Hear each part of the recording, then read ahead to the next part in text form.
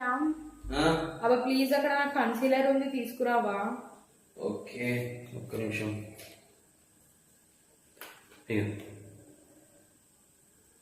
ఇది కన్సీలర్, ఇది నీకెలా తెలుసు?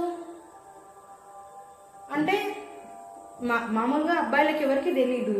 ఇన్ని ప్రోడక్ట్స్ ఉన్నాయి, ఇందులో కరెక్ట్ గా కన్సీలర్ ఇదే అని నీకు ఎలా తెలుసు? క్యాజువల్ గా తీసి ఇచ్చిన. అంటే బయట నువ్వు వేరే అమ్మాయిలకు షాపింగ్ చేసిస్తున్నావు, అందుకే కన్సీలర్ అనగానే తెలుసు.